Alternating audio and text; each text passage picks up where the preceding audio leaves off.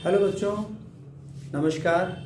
एक बार पुनः आप सभी का मुख्यमंत्री की इस अभ्युदय योजना जिसमें कि नीट फिजिक्स हम आपको ले रहे में स्वागत है। यहाँ पर हम लोगों ने एक चैप्टर फ्लूइड मैकेनिक्स जो शुरू किया था लास्ट टर्म पे, जिसमें हम लोगों ने प्रेशर, डेंसिटी और तमाम सी बातें फ्लूइड के बारे में पढ़ी थी, जिसमें कि ये देखा था कि फ्लूइड उस समय पर क्या था, रेस्ट पोजीशन में था।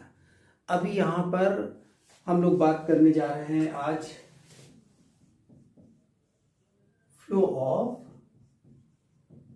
फ्लूइड। लेकिन बच्चों, आप लोगों से बताना चाहूँगा, इस टॉपिक को करने से पहले मुझे दिखलाई दे रहा था कि लास्ट वीडियो में कुछ पोर्शन बोर्ड के नीचे का आप लोगों को विजिबल नहीं था, तो प्लीज़ मुझे लगा कि वो 2-3 छोटी छोटी बातें जो आप लोगों को सुनाई तो दे रही होंगी लेकिन दिखलाई नहीं दे रही थी, उन पर हम बात करना चाहेंगे और आप लोगों को क्लियर कर दें। उसके बाद में ये टॉपिक हम शुरू करेंगे। तो बच्चों, सबसे पहले हम लोगों ने एक बात की थी, देखिए, एक हाइड्रोलिक लिफ्ट की भी बात की थी। और आपको याद होगा कि एक क्वेश्चन मैंने न्यूमेरिकल भी कराया था। तो सबसे पहले मैं आप लोगों को पिछले क्लास का जो पोर्शन बोर्ड में छिप गया था, हाइड्रोलिक लिफ्ट की बात करने जा रहा हूं आपसे। तो देखिए जरा सा, इसमें एक्चुअली क्या होता है कि किसी हैवी लोड को लिफ्ट करना होता है। अगर सपोज कीजिए हैवी लोड को लिफ्ट करने के लिए ये आसान तरीका है। और इसमें क्या होता है, देखिए कि किसी फ्लूइड लाइक ऑयल पर ये पिस्टन यहाँ पर आपको दिखलाई दे रहा है, इसका छोटा क्रॉस सेक्शन होता है, सपोज A1 है ना, A1 स्मॉल क्रॉस सेक्शन, और इस पर फोर्स F1 लगाया गया, स्मॉल अमाउंट ऑफ फोर्स लगाया गया। तो ये X और ये Y सिरा है। देख रहे हैं कि यहां पर प्रेशर Px पर कितना होगा, Px कितना होगा, F1/A1। ओके, और पास्कल्स लॉ के अकॉर्डिंग ये ट्यूब से ये प्रेशर शिफ्ट होकर के यहां पर सभी पॉइंट्स पर जो लग रहा था, तो Y पर भी इतना ही प्रेशर लग रहा होगा, दैट इज Py। यहां पर देख रहे हैं कि क्रॉस सेक्शन, मैंने कहा कि A2 ज्यादा है, बड़ा क्रॉस सेक्शन है, तो नेचुरली दोनों प्रेशर यहां पर इक्वल होंगे। और आप देख सकते हैं कि F2/A2 is equal to F1/A1। So F2 is equal to A2/A1 F1। Clear है कि ग्रेटर द A2 A1 से बहुत ज्यादा है। यहां पर देख सकते हैं A2 is very greater than A1, therefore F2 भी ज्यादा होगा, ग्रेटर देन F1। तो स्मॉल फोर्स अप्लाई करके यहां पर हैवी व्हीकल लाइक ये आप देख रहे हैं, यहां पर सपोज ये कार है, इसको लिफ्ट कर लिया गया है। तो इस बात को आप लोग यहां पर याद रखिएगा।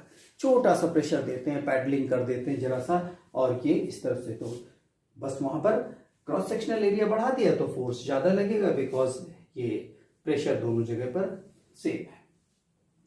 दूसरी बात हमारी थी बच्चों कि हमने एक क्वेश्चन दिया था रिगार्डिंग रिलेटिव डेंसिटी। तो मैंने रिलेटिव डेंसिटी आप लोगों को दे रखी थी। चलिए जरा सा आपको पहले लिख दें, density of substance or fluid liquid upon density of water at 4 degree Celsius. तो density of water at 4 degree Celsius ये आप लोगों को मैंने बता रखा है 1 ग्राम पर सेंटीमीटर क्यूब। और क्वेश्चन में ये था, देखिए कि डेंसिटी RD आपको गिवन था, RD एज नो यूनिट, तो RD आपको 0.8 गिवन था, और डेंसिटी एब्सोल्यूट आपसे पूछी गई थी, एब्सोल्यूट डेंसिटी ऑफ सब्सटेंस। तो तो ये 1 ग्राम पर सेंटीमीटर क्यूब रख दिया और ये क्रॉस हुआ तो डेंसिटी देखिए एब्सोल्यूट क्या आ गया इज 0.8 ग्राम पर सेंटीमीटर क्यूब। ये जो भी सब्सटेंस था उसकी डेंसिटी इतना आ गई। तो फर्क क्या हुआ, बस उसमें यूनिट ही लग गया और क्या हुआ। और इसे किलोग्राम मीटर पर मीटर क्यूब में भी पूछा गया था। तो आप जानते हैं कि ग्राम पर centimetre cube is 10 power 3 kilogram पर मीटर क्यूब। तो ये कुल मिलाकर के 800 किलोग्राम पर मीटर क्यूब आ गया था। ये हिडन था, तो इसको भी आप लोग देख लीजिए, क्वेश्चन था। तो आपने सीधे सीधे क्या देखा, अगर आरडी दिया हो तो हमें उसको एब्सोल्यूट डेंसिटी निकाल सकते हैं यूनिट लगा करके। ग्राम में अगर कन्वर्ट करना तो सीधे सीधे ग्राम पर सेंटीमीटर क्यूब साथ में लिख दें, अदरवाइज किलोग्राम में लिखना तो 10 पावर 3 लगाना ना भूलें। थर्ड थिंग, मैंने आप लोगों को आर्किमिडीज प्रिंसिपल के बारे में बता रहे थे।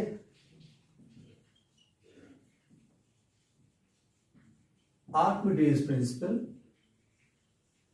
इसमें मैंने आप लोगों को बताया था किसी बॉडी का एक्चुअल वेट कितना। देखिए सपोज ये एयर में आपने लिया था एक्चुअल, ये कितना था रो एस वी इंटू जी, इतना वेट बॉडी का था।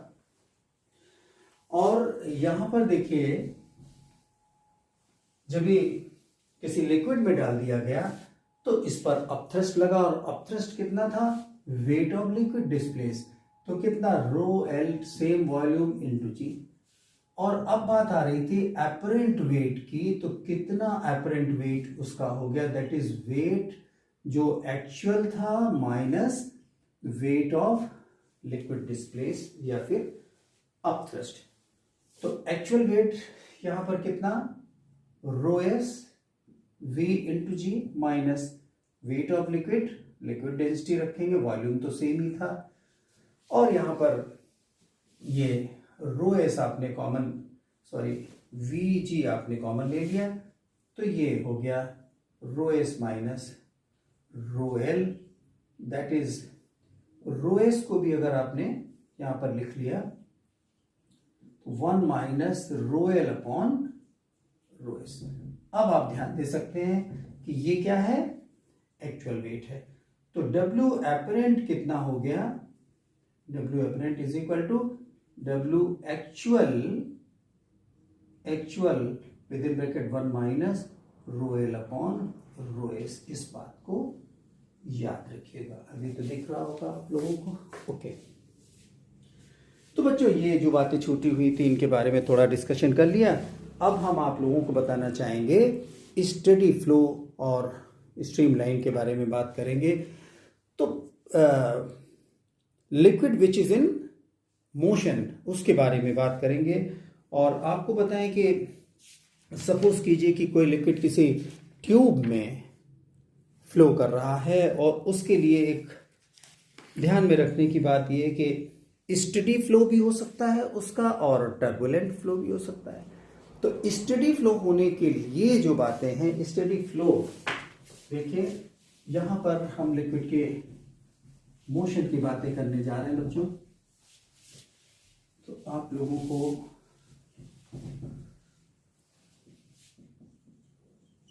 फ्लो ऑफ लिक्विड या फ्लो ऑफ फ्लूइड कर लो, ठीक है,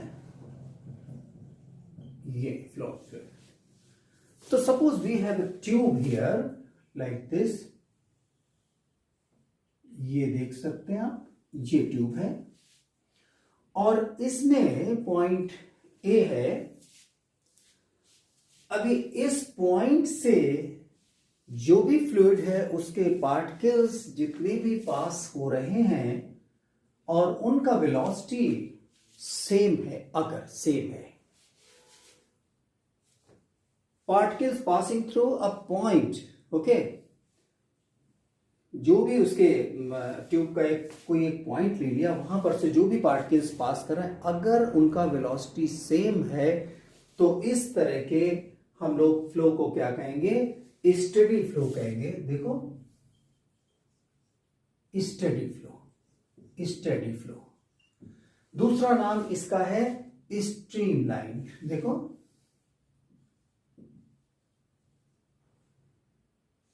स्ट्रीमलाइन फ्लो, या फिर इसी को हम लोग कह देते हैं लैमिनर। और ये जो पाथ एडॉप्टेड है, पाथ एडॉप्टेड इज कॉल्ड, तो ये इस पार्टिकल से पास होने वाले पार्टिकल जो भी पाथ अडॉप्ट करेंगे उसको हम लोग क्या कह देंगे, स्ट्रीम लाइन फ्लो कहते हैं। वो हमारे पाथ अडॉप्टेड क्या है, स्ट्रीम लाइंस है हमारे, ठीक है। तो ये जो स्ट्रीम लाइंस, और आपको यहां पर एक चीज और बताना चाह रहा हूं बच्चों कि यहां पर से जो पार्टिकल गुजरा उसका वेलोसिटी जो भी है, दूसरी जगह पर कहीं पर उसका वेलोसिटी कुछ और होगा, किसी और पॉइंट पर वेलोसिटी उसका v2 v3। तो मैं ये कहना चाह रहा हूं कि v1 is equal to v2 is equal to v3, ऐसा नहीं है। ध्यान रखिएगा, अलग अलग पॉइंट पर वेलोसिटी अलग अलग है, लेकिन पर्टिकुलर पॉइंट से जितने भी पार्टिकल पास करेंगे अगर उनका वेलोसिटी सेम है तो इस तरह के फ्लो को हम लोग क्या कहेंगे, स्टेडी फ्लो कहेंगे, स्ट्रीमलाइन कहेंगे या लामिनर कहेंगे। और ऑन द अदर हैंड इसके विपरीत अगर आप ध्यान दें तो कुछ ऐसे भी फ्लो है जिसमें कि ध्यान रखिए बच्चों के वेलोसिटी, अगर एक इस पॉइंट से पास होने वाले पार्टिकल्स की वेलोसिटी एक क्रिटिकल वैल्यू से, सर्टेन वैल्यू से ज्यादा हो जाए तो ऐसे में स्टेडी फ्लो नहीं रहेगा, अनस्टेडी हो जाएगा या टर्बुलेंट फ्लो हो जाएगा। तो ऐसे में आप लोगों को पहले तो ये जानना है कि स्ट्रीम लाइंस के बारे में थोड़ा सा आप जान लीजिए कि ये स्ट्रीम लाइंस जहां पर देखिएगा नैरो होते हैं, जहां पर नैरो होंगे वहां पर, ये देख रहे हैं नैरो है यहां पर क्या है, वेलोसिटी ज्यादा होगी, ज्यादा वेलोसिटी होगी लिक्विड की। और स्ट्रीम लाइंस जहां पर, अच्छा ऑन द अदर हैंड उल्टा बोले कि जहां अगर वेलोसिटी ज्यादा है तो स्ट्रीम लाइंस क्लोजर होंगे।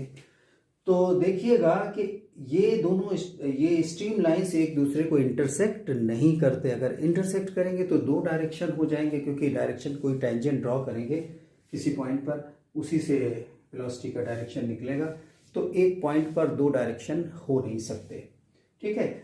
इन बातों को आप लोग ध्यान रखिएगा। और अब आपसे बताते हैं कि टर्बुलेंट फ्लो जो होता है, टर्बुलेंट में क्या होता है कि मैंने बताया कि इस पॉइंट से पास होने वाले पार्टिकल, जैसे कोई भी पॉइंट है उससे पास होने वाले पार्टिकल्स की वेलोसिटी सेम नहीं होती, टर्बुलेंट होता है। बहुत सारे एग्जांपल्स मिल जाएंगे, झील, झरने, जिसमें कि आप लोग देखते हैं कि स्मोक का उठना जो होता है ये क्या होता है, टर्बुलेंट होता है। किनारों पर नदी में देखते हैं कि जो साउंड के साथ में या जो स्ट्रीम लाइन फ्लो नहीं होता, ये हमारा जो है आप समझ जाएंगे कि टर्बुलेंट फ्लो होता है। तो आपको यहाँ पर एक रेनॉल्ड्स साहब ने फॉर्मूला दिया हुआ है, रेनॉल्ड नंबर के नाम से जाना जाता है, जो ये बताता है कि कोई भी लिक्विड टर्बुलेंट फ्लो होगा, स्टेडी फ्लो उसमें होगा या नहीं होगा।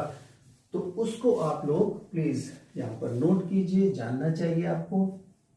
देखिए जरा सा, is known as Reynold number, RE से लिख दिया, रो VD अपॉन ईटा। आपको पता है रो क्या है, डेंसिटी ऑफ लिक्विड है, V is its speed and D diameter of tube, tube का डायमीटर। और ये टर्म आप लोगों ने विस्कोसिटी में पढ़ेंगे आगे, जो मैं भी पढ़ाऊंगा। तो विस्कोसिटी ऑफ ईटा क्या है, coefficient of viscosity, coefficient of, ये अभी आप लोग पढ़ेंगे। तो आपको बताना चाहूंगा बच्चों कि ये नंबर एक्चुअली डायमेंशनलेस है। होता क्या है, ये जो आप देख रहे हैं ये यहां पर रेशियो है, रेशियो किसका, इनर्शियल फोर्स और विस्कस फोर्स। ये पहले लिख लेते तो बेहतर था, क्या, it is ratio of inertial force to the viscous force, ये तो इट हैज नो यूनिट, इसका कोई यूनिट नहीं होता रेनॉल्ड नंबर का, क्योंकि ये तो एक रेशियो ही है ना। तो देखिए जरा सा, विस्कस फोर्स, विस्कस फोर्स, ठीक है। तो अभी आप लोगों को बताऊंगा कि इस रेनॉल्ड नंबर के लिए अगर देखिए यहां पर ध्यान रखिए कि value of this R suppose less than 1000, तो यहां पर फ्लो कैसा होगा, स्टडी फ्लो होगा, ये तो नंबर ही है ना। और अगर ये 1000 और 2000 के बीच में है तो अनस्टडी होगा, या फिर ये ग्रेटर देन 2000 है तो क्या होगा, टर्बुलेंट फ्लो होगा। ध्यान रखिएगा, है ना, टर्बुलेंट फ्लो होगा इस केस में, यहां पर टर्बुलेंट फ्लो होगा, ठीक है। तो इसको देखिए आप लोग अच्छे से, एक बार फिर से देख लीजिए। तो बच्चों ये जो आप देख रहे हैं कि R का वैल्यू हमने जो बताया आपको लेस देन 1000 है तो स्ट्रीमलाइन होगा फ्लो, और अगर ये बिटवीन 1000 to 2000 है तो अनस्टेडी होगा, ग्रेटर देन 2000 टर्बुलेंट फ्लो होगा। तो ये जो आपने यहाँ पर रेनॉल्ड नंबर देखा है, डायमेंशनलेस क्वांटिटी है, और इसके लिए d diameter, v speed liquid का, रो डेंसिटी आप देख पा रहे हैं, ईटा कोएफिशिएंट ऑफ विस्कोसिटी। आगे चलते हैं बच्चों, यहां पर हम लोग एक प्रिंसिपल ऑफ कंटिन्यूटी टर्म है जो आप लोगों ने पढ़ा हुआ है, इक्वेशन ऑफ कंटिन्यूटी आप देखते हैं, इसी की बात करने जा रहे हैं। और आपको लोगों को बताएं कि इसके डेरिवेशन की कोई ज़रूरत यहाँ पर नहीं है बच्चों, लेकिन अगर आपको ऐसा लगता है कि इसकी आपको समझ नहीं आ रही तो मैं आपको जरूर वो थोड़ा सा ब्रीफ कर दूंगा। तो देखिए यहां पर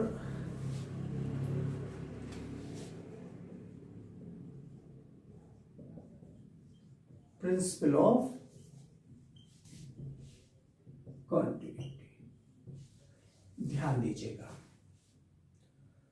अकॉर्डिंग टू दिस आपको बताऊं कि ये एक ट्यूब है, सपोज एक्स एंड वाई, ये इसके दोनों एंड हैं, और यहां पर से लिक्विड जो एंटर कर रहा है, सपोज इस जगह पर ध्यान दीजिए, इसका स्पीड v1, और यहां पर से ये जहां से निकल रहा है, एग्जिट कर रहा है, लीव कर रहा है इस एंड को, तो इस जगह पर इसका velocity speed v2, okay.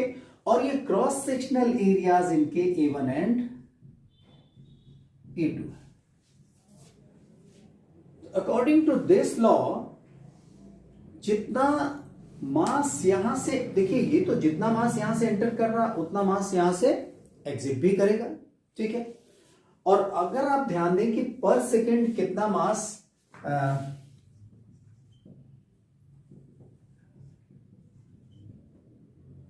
Eight x, यहां पर देख रहे हैं एक्स से कितना मास एंटर कर रहा है पर सेकेंड, तो आप लोग अच्छी तरीके से देख लीजिए, डेंसिटी इसका लिक्विड का रो है, और क्रॉस सेक्शनल एरिया इसका ए है, और स्पीड, ये पर सेकेंड की जब स्पीड की बात हो रही तो क्रॉस सेक्शनल और ये इनटू स्पीड, ये क्या हो जाएगा, यही तो हो जाएगा इसका वॉल्यूम, तो वॉल्यूम इनटू डेंसिटी, इतना लिक्विड एंटर किया, liquid entering, liquid entering at X and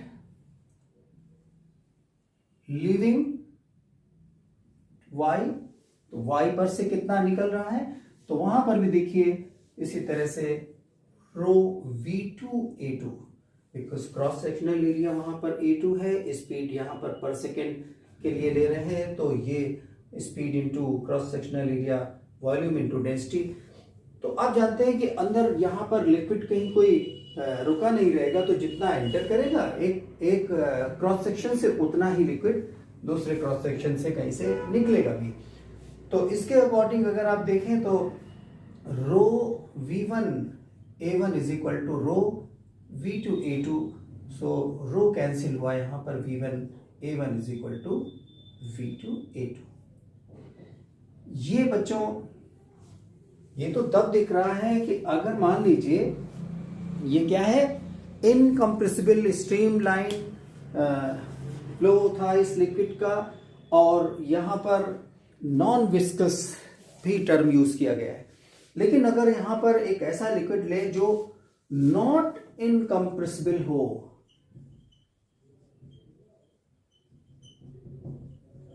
तो इसके केस में तो यहां पर ये जो आप डेंसिटीज देख रहे थे ये हो जाएंगे V1 A1 is equal to A2 B2।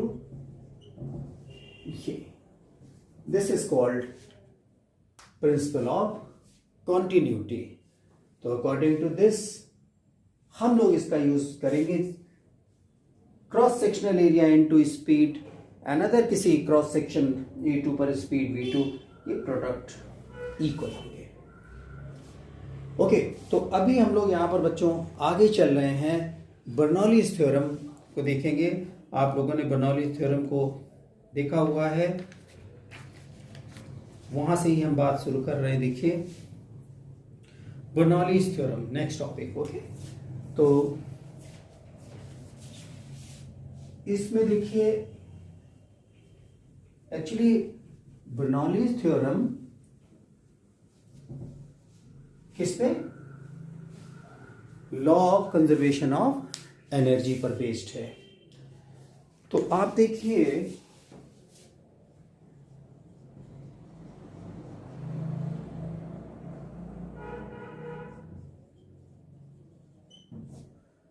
According to this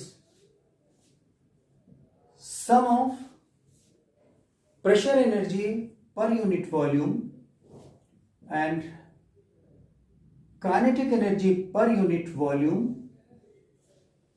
potential energy per unit volume is constant। पर यूनिट वॉल्यूम की बात यहां पर कर रहा हूं बच्चों, इसको आप लोगों ने डेरिवेशन देखा हुआ है, फिर भी हम आपको एक याद दिला रहे हैं। ध्यान दीजिए कि जब भी यहां पर से लिक्विड एंटर करेगा और दूसरे एंड से निकलेगा तो इस पर क्या होगा, कुछ वर्क होगा, और वो वर्क कितना होगा, ये जो प्रेशर है यहां पर इस एंड पर प्रेशर P1 और यहां पर प्रेशर P2 है। तो नेचुरली अगर हम इसको थोड़ा सा क्लियर कर दें,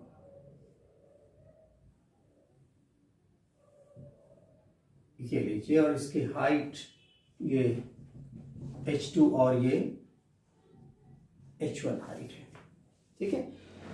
तो आपको यहां पर ये जो प्रेशर लग रहा है इस जगह पर P1 एंड P2, और क्रॉस सेक्शनल एरिया वही A1 और A2 लिए गए हैं। तो इसमें आपको यहां पर जो वर्क हुआ इस पर लिक्विड पर वो कितना,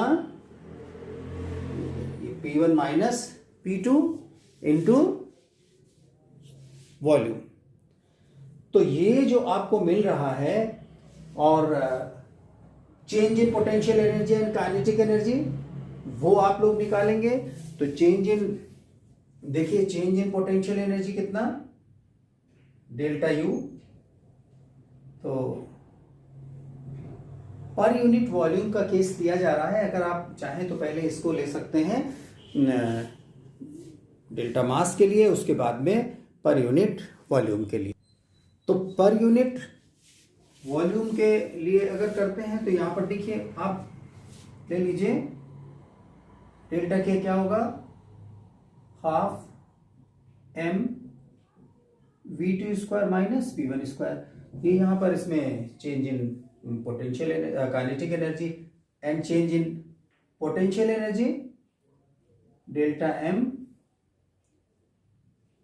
GH2 माइनस H1। और work done due to pressure difference. तो प्रेशर डिफरेंस कितना, P1 minus P2 into delta V। और आप देखिए कि ये जो वर्क डन होगा यही चेंज इन टोटल एनर्जी के इक्वल होगा। So this P1 minus P2 into delta V is equal to half mv2 square minus v1 square plus delta mg h2 minus h1। तो दैट इज ये जो आप देख रहे थे टोटल वर्क डन क्या था, is the sum of change in kinetic energy and change in potential energy. तो इनकी वैल्यूज को रख करके और अगर आप इसे डेल्टा वी से डिवाइड कर देंगे तो this is equal to delta M upon delta V rho v2 square minus v1 square plus delta M upon delta V से पूरे को डिवाइड किया rho g h2 minus h1। That means ये आपको मिल गया P1 इस तरफ ट्रांसफर कर लीजिए half rho v1 square plus rho G h1 is equal to P2 plus half rho v2 square plus rho G h2। So in this way we can say that किसी एक particular point पर cross section पर sum of pressure energy per unit volume, kinetic energy per unit volume and potential energy per unit volume, another किसी point पर potential energy per unit volume, kinetic energy per unit volume, pressure energy per unit volume is same, so that we can say that this remains, sum of all these energies remains constant। okay, तो अभी इस पर आप लोगों को questions भी मिलेंगे और मैं कराऊंगा भी आज क्वेश्चंस जो पास्ट ईयर्स में पूछे गए हैं क्वेश्चंस आप लोगों से, उन पर हमारी बात होगी। तो जरा सा यहाँ पर एक एप्लीकेशंस पर ध्यान देना, applications based on Bernoulli's theorem. तो सबसे पहले हम वेंचुरीमीटर इसमें लेंगे। तो application based on Bernoulli's theorem, venturimeter को देखेंगे कि वेंचुरीमीटर एक्चुअली क्या करता है, किसी ट्यूब में किसी पॉइंट पर स्पीड लिक्विड का बताता है। तो application based on Bernoulli's theorem। ये देखिए, तो इसमें हम आप लोगों को बताएंगे वेंचुरीमीटर। एक्चुअली ये वेंचुरीमीटर जो आप देख पा रहे हैं, क्रॉस सेक्शन देखिए इसका अलग दिखलाई दे रहा है आपको, और हम यहां पर एक पॉइंट ले लेते हैं कि इस पॉइंट पर और यहां पर देख लेते हैं, ये एक पॉइंट हम ले लेते हैं। तो इन दोनों ही पॉइंट पर लिक्विड इसमें रेज कर रहा है और ये सपोज कीजिए कि इसके लेवल से, लेवल वाली बात जो मैंने बताई थी, इसका हाइट यहां पर h ग्रेटर है इस जगह पर। तो जरा सा ध्यान दीजिए कि हम यहां पर पॉइंट A है, ये B है, यहां पर क्रॉस सेक्शन A2 और इस जगह पर sorry point X and Y ले लीजिए आप, और ये A1 A2 क्रॉस सेक्शन ले लीजिए, और यहां पर स्पीड V1 है और इस जगह पर V2 है। विजिबिलिटी होगी आप लोगों को, ठीक है।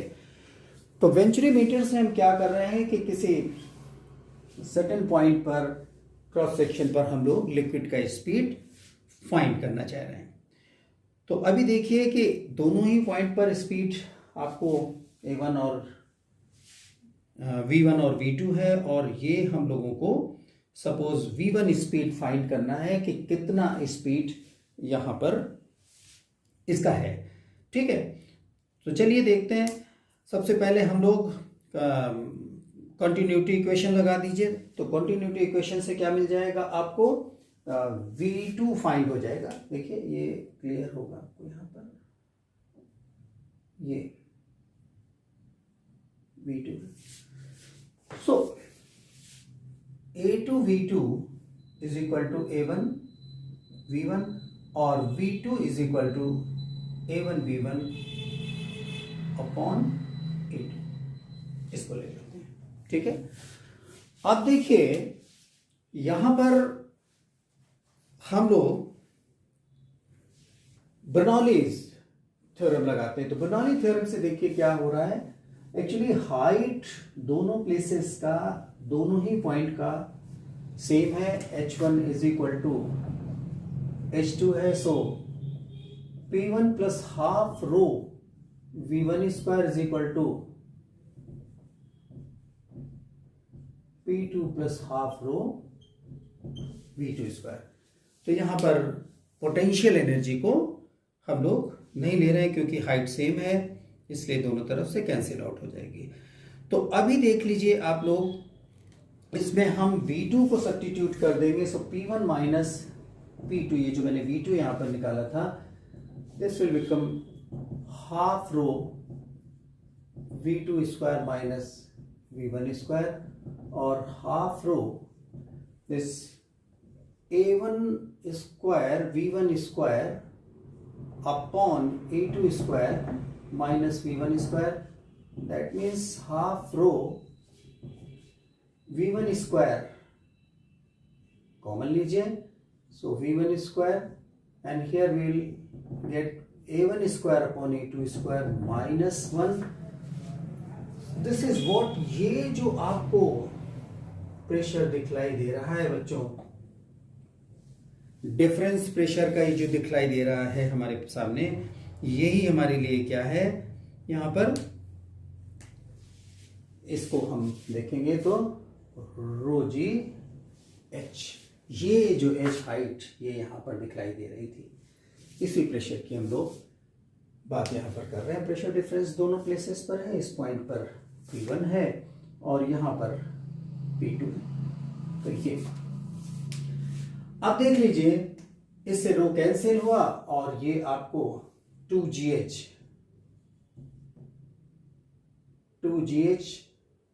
Is equal to v1 square upon this thing a1 square upon a2 square minus 1। That means square root ले लेते हैं तो ये आपको वैल्यू मिल जा रही है। किसके लिए, a1 v1 वेलोसिटी मिल जा रहा है आपको कहां पर, किस पॉइंट पर, इस पॉइंट पर जहां पर भी हम लोग निकालना चाह रहे थे, इसकी स्पीड को, वेलोसिटी को निकालना चाह रहे थे। ठीक है, तो this way we can find speed of liquid in the tube में हम स्पीड निकाल सकते हैं। इस पर क्वेश्चंस आपको जरूर लगाइएगा। आगे चलिए चलते हैं, देखते हैं। एक टॉपिक है हमारे पास, speed of efflux. Actually outflow of liquid is called efflux. तो देखिए किसी बर्तन में पूरा लिक्विड सपोज भरा है किसी हाइट तक, और उसमें एक ऑरिफिस, एक छोटा सा छेद है, यहां से लिक्विड आउट हो रहा है, बाहर निकल रहा है बच्चों, और इसी की हम लोग बात कर रहे हैं। तो इसे हम लोग क्या कहेंगे, स्पीड ऑफ इफ्लक्स यहां पर। तो इफ्लक्स देखिए, तो स्पीड ऑफ इफ्लक्स नोट करेंगे।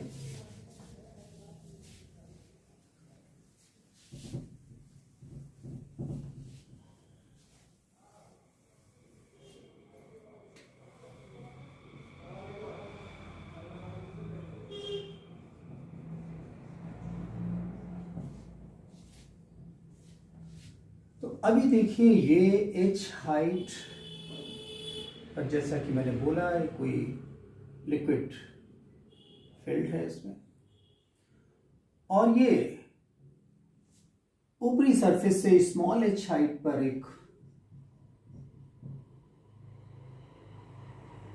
ऑरिफिस है, यहां से लिक्विड बाहर आ रहा है r डिस्टेंस पर, सपोज ये गिर रहा है यहां पर से पॉइंट, ये a सरफेस है और ये b है सपोज। तो फ्रीली फॉल के केस को अगर हम ध्यान दें यहां पर, तो आपको इस जगह पर ये जो स्पीड है इसका v, ये जरूर इतना मिलेगा, that v square is equal to twice gh, so v is equal to √2gh, इतना ही होगा, बस ये आप ध्यान रखिए। चलिए नीड नॉट, ये लिखिए आप, इतना यहां पर इसका स्पीड ऑफ इफ्लक्स होगा। ये बिल्कुल उसी तरह से जैसे फ्रीली फॉल बॉडी है उसके केस में आपको स्पीड इतना मिलेगा। इसे हम बर्नौली थ्योरम से भी निकाल सकते थे, लेकिन ठीक है, आपको यहां पर इतना जानना है कि इसकी स्पीड कितनी है इफ्लक्स की। और आप लोगों को मैं ये भी यहां पर बताना चाहूंगा कि कितना रेंज इसका हो रहा है। तो ये जो मैंने आपको यहां पर बताया, इसको जरूर समझ लीजिए। ये टॉरिसेलीज थ्योरम एक्चुअली कहलाता है। क्या?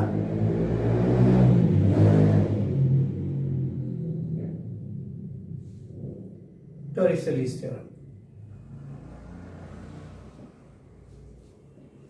तो अभी आप देखिए, जब ये रेंज हम लोग फाइंड करेंगे तो रेंज के लिए क्या निकालेंगे? Speed into time. यहां से यहां तक वो जो पैराबोला में आपने पढ़ा हुआ था, सॉरी प्रोजेक्टाइल मोशन में पढ़ा हुआ था, ये जितना टाइम यहां से यहां तक लगेगा वही टाइम यहां पर लगेगा। तो टाइम को हम लोग निकाल सकते हैं। यहां से देखिए B से अगर हम C तक के लिए बात करें तो ये कितना रिमेनिंग हाइट है? पूरे में से ये स्मॉल h माइनस किया, सो h माइनस h। और इस हाइट के लिए सेकेंड इक्वेशन लगा देंगे। यहां पर से इसकी बात हो रही, देखिए तो कितना हो जाएगा? हमें यहां पर टाइम फाइंड करना है बच्चों। तो टाइम फाइंड करने के लिए आप क्या लगा देंगे? देखिए इस जगह से इस जगह तक के टाइम को फाइंड करना है, तो यहां पर के लिए हम लोग इक्वेशन लगा दें और इससे टाइम निकाल लें। तो इससे टाइम निकाल लेंगे। और ये देखिए हॉरिजॉन्टल डायरेक्शन में स्पीड है इसका, तो इस तरफ में डाउनवर्ड डायरेक्शन में कितना होगा? 0 स्पीड से। तो second equation of motion 0 + ½ g² लगा देंगे। नीचे के लिए याद कीजिए प्रोजेक्टाइल मोशन में, तो t² = 2 times h minus h upon g, और t = √2 times h minus h upon g। ये आपको टाइम मिल गया। तो टाइम एंड स्पीड दोनों ही पता है, रेंज आपको मिल जाएगा। अभी देखिए रेंज कितना हो गया, रेंज निकाल लीजिए। तो और उसके बाद में रेंज मैक्सिमम बताएंगे किस तरीके से। तो बच्चों जरा सा देखिए रेंज कितना हो गया, कितना? स्पीड इनटू टाइम t, और ये 2gh, और ये जो आप देख पा रहे हैं कितना? 2 times h minus h upon g। तो कुल मिलाकर के ये आपको आ गया 2 √h माइनस h, इतना मिल गया आपको। This is the range, okay. r, अब देखिए r मैक्सिमम कितना होगा?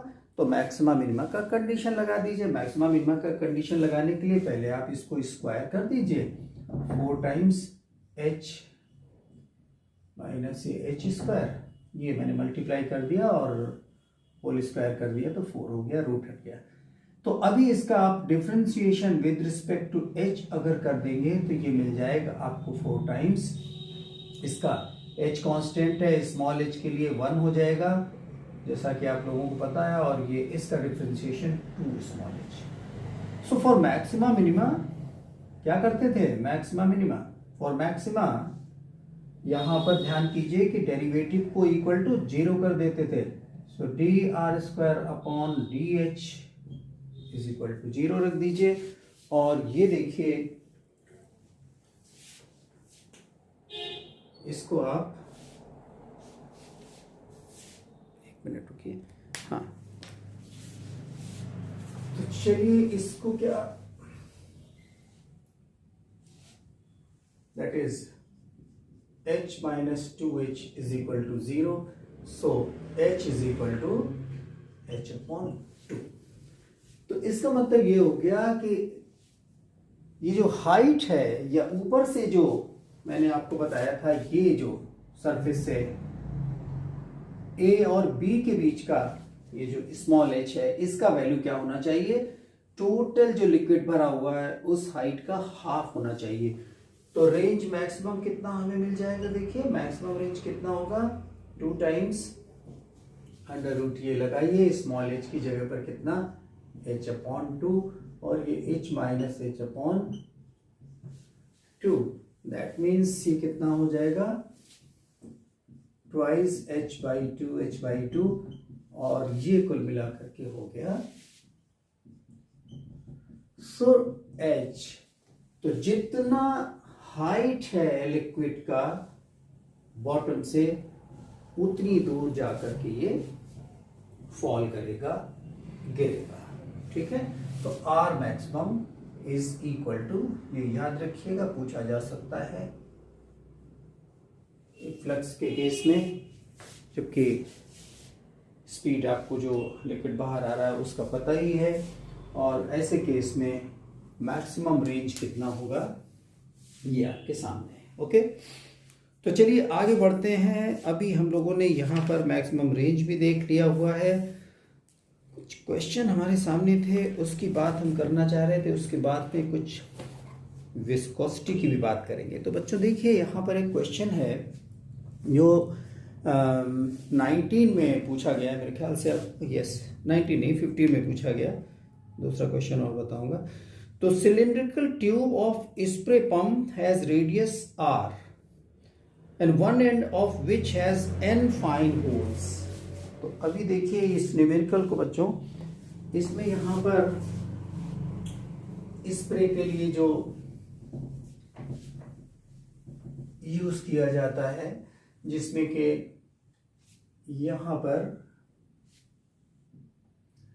ये रेडियस इसका r दिया हुआ है, और ये जब यहां से बाहर लिक्विड ये पुश करके निकलेगा तो इसके ये फाइन होल्स ये बने हुए हैं, इनसे लिक्विड बाहर निकल रहा है विद स्पीड स्मॉल v, और यहां पर कितना है इसका स्पीड, ये रेडियस r दिखलाई दे रहा है, और यहां पर स्पीड कितना है capital v। There are n holes and the question is find the speed of water coming out from these holes। तो जो n होल्स हैं इनके लिए यहाँ पर ऑप्शंस आपको 4 दिए गए हैं, उनमें से आपको चूज करना था कि विच वन इज करेक्ट। इनके रेडियस भी दिए हुए हैं बच्चों, ये स्मॉल होल्स हैं, इनके रेडियस दिए हैं स्मॉल r रेडियस गिवन, ये कैपिटल R यहाँ पर दिया हुआ है। तो अब आप देखिए कि रेडियस गिवन होने से हमें यहाँ पर प्रिंसिपल ऑफ कंटिन्यूटी लगाना है। तो ध्यान दीजिए उसमें क्या था, ये पॉइंट अगर A है और ये B है, तो यहाँ पर n होल से जितना लिक्विड जितना निकल रहा है बाहर, तो वो n टाइम्स क्या हो जाएगा, A1 V1 is equal to A2 V2, या यूं कह लें कि क्रॉस सेक्शनल एरिया कितना था पाई स्मॉल r स्क्वायर, और यहां पर cross sectional area pi capital R square. ध्यान दीजिए ये वही मैंने लॉ लगाया है, A1 V1 is equal to A2 V2 question. तो बच्चों अभी देखिए यहां पर स्मॉल v आप फाइंड कर सकते हैं, स्मॉल v आप फाइंड कर सकते हैं। चलिए इसमें इंक खत्म हो रहा है, अभी देखता हूँ। ये पाई कैंसिल आउट हो गया और आपसे ये स्मॉल v ये दिया हुआ है, इसका वैल्यू, ये कैपिटल v दिया हुआ था, ये क्वेश्चन ने दिया है small v। So small v is equal to r square v upon n v। This is what r square upon r square. Look at this बच्चों, ये देखिए n तो आपको यहां पर है, v you have to find, so this is what, ये result इसका फाइनल होगा, ये करेक्ट आंसर होगा। वेरी सिंपल कॉन्सेप्ट क्लियर रखिए कि इससे n होल्स हैं, n होल से जो निकलने वाला लिक्विड है तो उसका यहां पर वैल्यू रखना पड़ेगा। तो n times cross sectional area each hole का कितना है, ये जो आप देख रहे हैं ये टोटल एरिया जो हमारा निकलेगा, एक होल का इतना एरिया, तो n होल्स के लिए यहाँ पर इसको लगाएंगे। तो यही कंटिन्यूटी का प्रिंसिपल लगाया और इस बार क्रॉस सेक्शनल एरिया रेडियस के फॉर्म में, रेडियस दिए हुए तो रेडियस से क्रॉस सेक्शनल एरिया निकाल करके इस जगह पर ईच होल से कितना स्पीड होगा, लिक्विड जो निकल रहा होगा, वो यहाँ पर आपको मैंने बताया। एक और क्वेश्चन है हमारे पास which is related to Bernoulli's principle, और ये 19 में बच्चों पूछा गया था। मैं क्वेश्चन रीड कर रहा हूं, उसके बाद इसको देखते हैं। देखिए, a small hole of area of cross section 2 mm square present near the bottom of a fully filled open tank of height 2 metre. Tank का हाइट 2 मीटर है और उसके बॉटम पे इन्होंने एक स्मॉल होल दिया हुआ है और उसका क्रॉस सेक्शनल एरिया है कितना, 2 मिलीमीटर स्क्वायर, और हाइट कितना दे रखा है, हाइट गिवन 2 मीटर।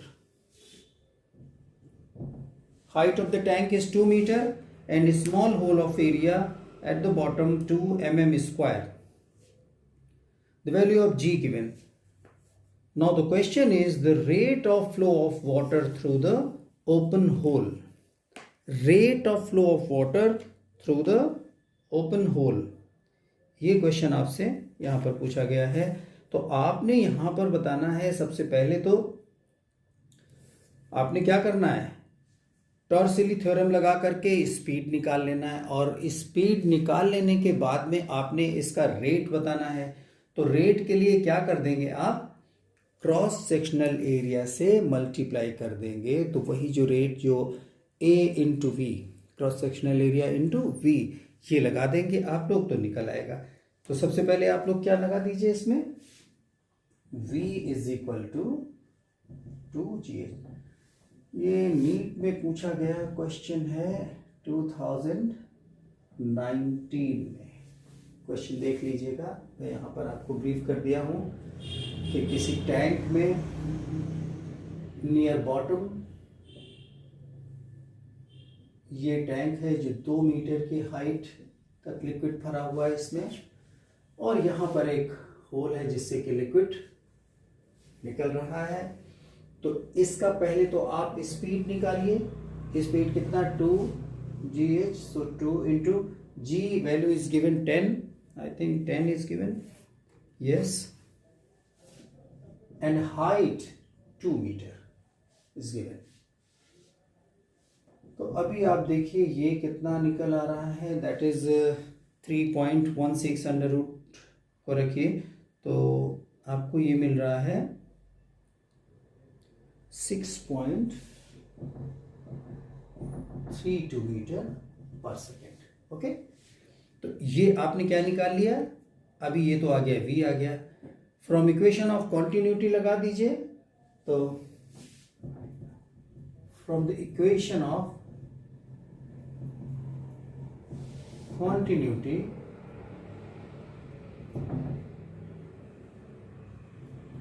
अमाउंट कितना हो जाएगा, A इंटू V। और v आप ये निकाल ही चुके हैं। तो देखिए कितना, अभी क्रॉस सेक्शनल एरिया क्या होगा, पाई आर स्क्वायर ना, तो पाई आर स्क्वायर आपके सामने है, कितना रेडियस गिवन है, सॉरी एरिया तो पूरा पूरा दिया ही हुआ है, तो बहुत ही अच्छा है। अब यहाँ पर एक खास बात है बच्चों कि ये mm में दिया हुआ है, मिलीमीटर स्क्वायर में दिया है, और मिलीमीटर स्क्वायर को आपने कन्वर्ट करना होगा किसमें, मीटर स्क्वायर में। तो मीटर स्क्वायर में कन्वर्ट करने के लिए कितना लगाएंगे, मिलीमीटर को मीटर में 1000 10⁻³ और स्क्वायर है तो ये हो जाएगा 2 × 10⁻6 मीटर स्क्वायर।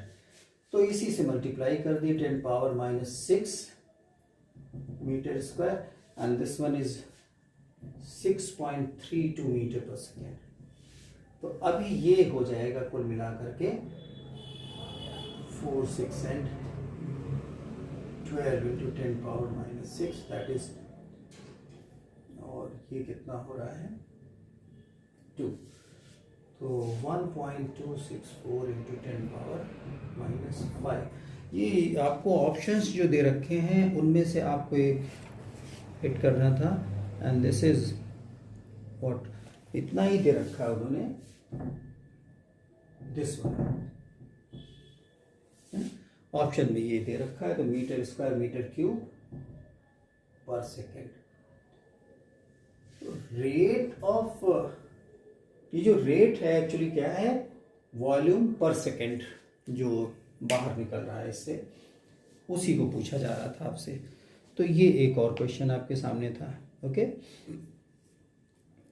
अच्छा चलिए अभी हम लोग आगे बच्चों यहाँ पर करना चाह रहे हैं क्या बोलते हैं, विस्कोसिटी। सो तो is the characteristic of a fluid by virtue of which it opposes the relative motion between the layers of a liquid। किसी लिक्विड के जो लेयर्स हैं उनके बीच में, लेयर्स के बीच में मोशन, जो मोशन है रिलेटिव मोशन है, उसको अपोज कर रहा है। इसी कैरेक्टरिस्टिक को हम लोग क्या कहते हैं, विस्कोसिटी कह देते हैं बच्चों। तो आपको बताएं जैसे कि किसी लिक्विड का, देखिए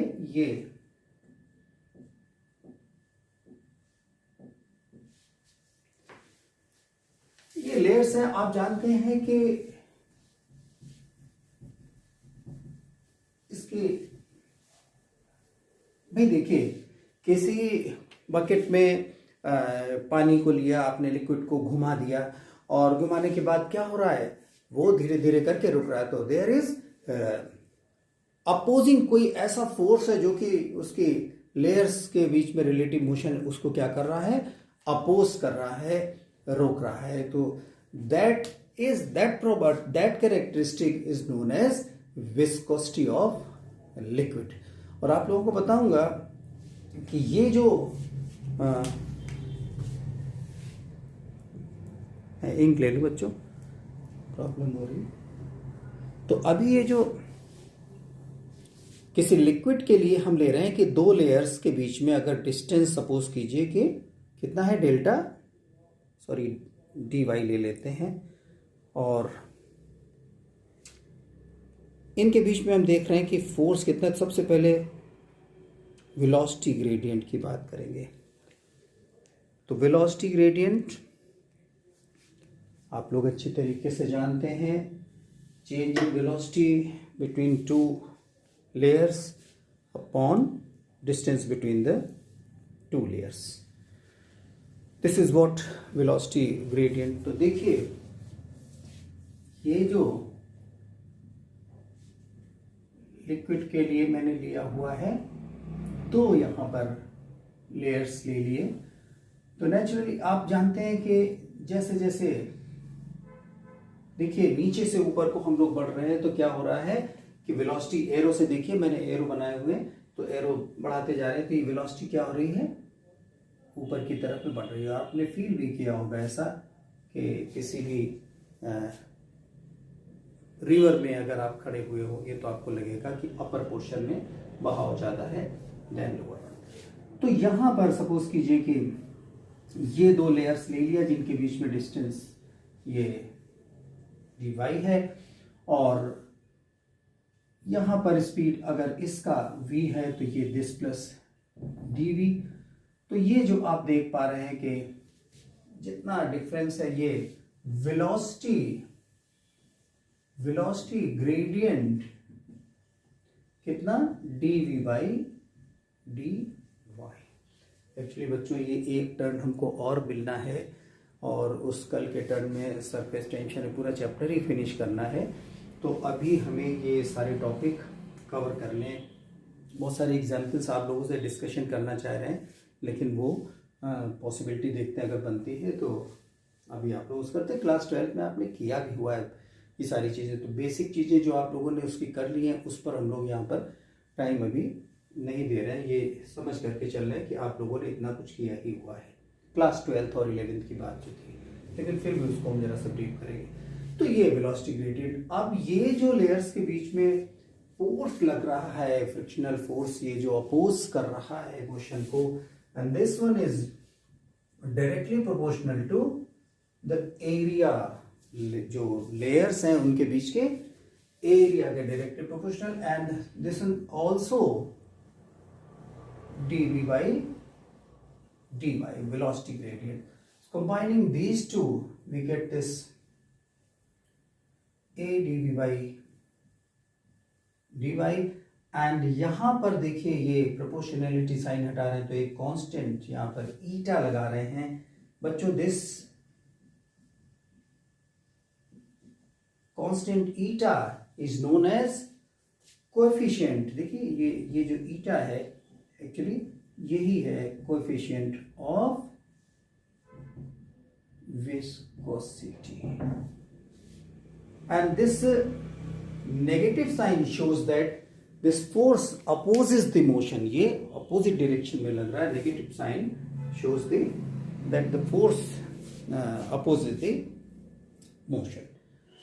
तो लेयर्स के बीच में ये जो फोर्स लग रहा है, this is eta a dv by dy, that is ये velocity gradient, और ये एरिया है लेयर्स के लिए।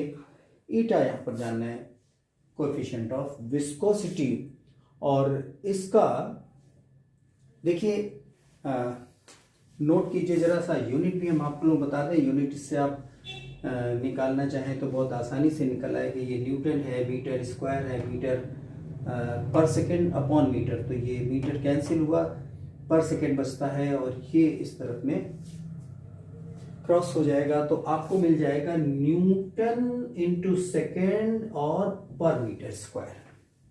ये हो गया, इसका यूनिट हो गया। और बच्चों इसी को हम लोग यहाँ पर दूसरे भी नाम से जान रहे हैं, जिसको हम लोग क्या कहते हैं, देखिए डेकापॉइस। तो डेकापॉइस कितना, 1 decapoise is equal to this. Otherwise deca लगा हुआ है तो 10 पॉइस इसे कहते हैं। तो please note it down, unit इसका जरूर नोट कर लीजिए, is very important. Decapoise is equal to 1 decapoise is equal to 1 newton second पर मीटर स्क्वायर और 10 पॉइस।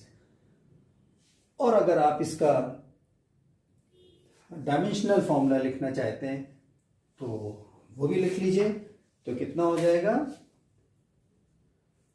m, देखिए ये मीटर से मीटर कैंसिल हो, बना लेंगे आप लोग, इसमें ऐसी कोई बात नहीं। ये डायमेंशनल, रुकिए शायद ये फिर से नीचे जा रहा है, आप लोगों को दिखलाई दे रहा है या नहीं, हाँ दिख रहा है। डायमेंशनल फॉर्मूला, ये डायमेंशनल फॉर्मूला ml-1t-1, ये डायमेंशनल फॉर्मूला है। आपके सामने यूनिट है इसका, न्यूटन सेकेंड मीटर पर मीटर स्क्वायर, और डेकापॉइस कहते हैं इसी को, और 10 पॉइस के इक्वल है। ओके, तो अभी आप लोगों को बताना चाह रहा हूं कि विस्कोसिटी ऑफ वाटर भी आप नोट कर लीजिए at 10 degree Celsius is 1.3 into 10 raise to the power -3। तो जरूरत पड़ सकती है। तो देखिए विस्कोसिटी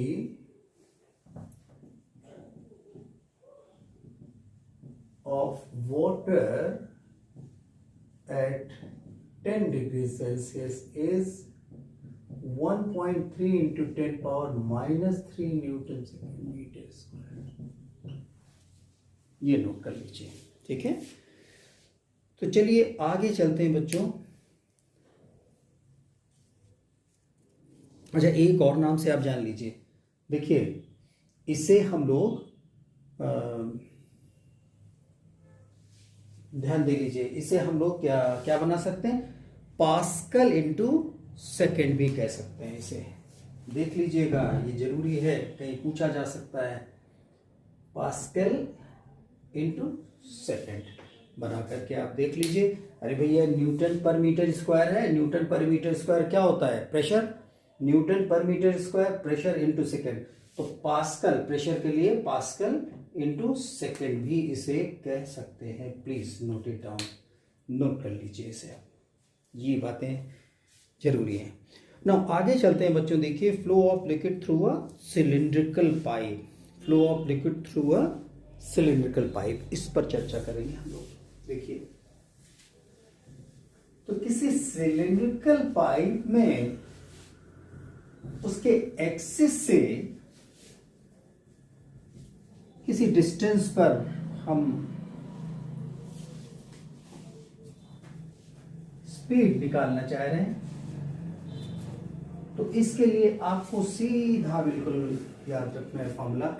थोड़ा सा हम आपको यहां पर एक्सप्लेन कर दें कि ये सिलिंड्रिकल पाइप है और इसका ये एक्सिस है, इसका रेडियस पहले से आर दिया हुआ है,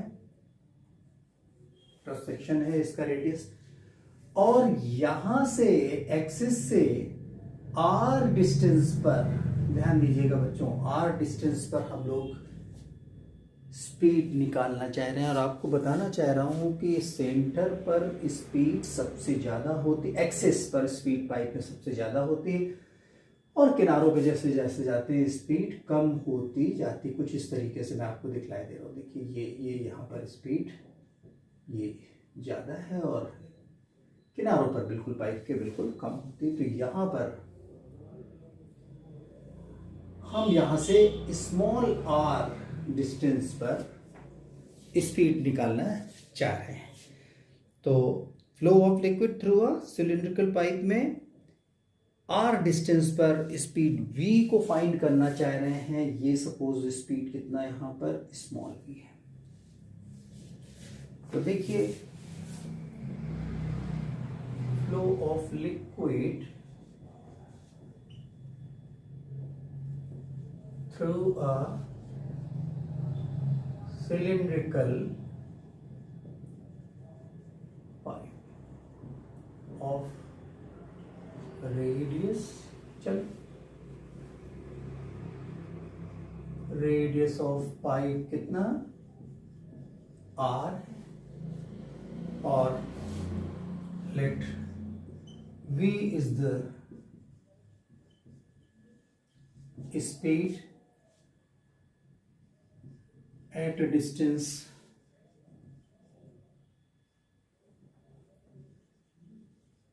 r from the axis of cylinder, from the axis of cylinder r distance पर हम लोग स्पीड v है उसको। तो यहां पर आप लोगों को नोट करना है कि अगर इन दोनों सिरों पर प्रेशर P1 एंड P2 है, कितना प्रेशर यहां पर बच्चों जरूर नोट कर लीजिए कि P1 एंड P2 हैं दोनों सिरों पर यहां पर प्रेशर। तो ये स्पीड हो जाएगा v is equal to P1 minus P2, इसे आप प्रेशर डिफरेंस E से भी कह सकते हैं, capital R square small r square upon 4 eta L. L is the length of this cylinder. Cylindrical pipe का लेंथ कैपिटल L है, capital R इसका रेडियस है, रेडियस ऑफ पाइप। एक्सिस से स्मॉल r डिस्टेंस पर speed हम निकालना चाह रहे हैं लिक्विड का, तो इतना होगा। और बच्चों ध्यान दीजिए कि अगर small r is equal to capital R हो जाए, दैट इज हम बिल्कुल किनारे पर पहुंच जाए, तो v इज इक्वल टू, ये याद रखने की बात है, R square minus R square क्या हो जाएगा, 0 हो जाएगा। तो v बिकम्स 0। तो याद रखिएगा ये कहां पर, सिलेंडर की वॉल के पास में, सिलेंडर की वॉल के पास में स्पीड कितना, 0 है। लेकिन अगर यही r देखिए, दिस r इक्वल्स टू 0 हो, अब 0 होने का मतलब क्या हो गया कि हम कहां पर आ गए, 0 होने का मतलब हो गया कि हम आ गए एक्सिस पर, नियर एक्सिस, ये एक्सिस के पास की बात है।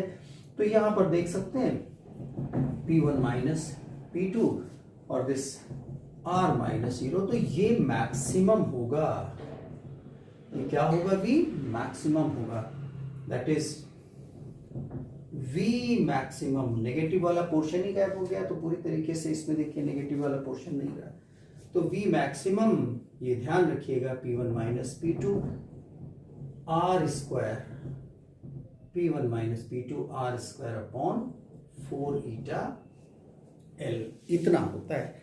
इसे P से भी हम दिखला सकते थे, समझ रहे हैं, इसे हम P से भी लिख सकते हैं।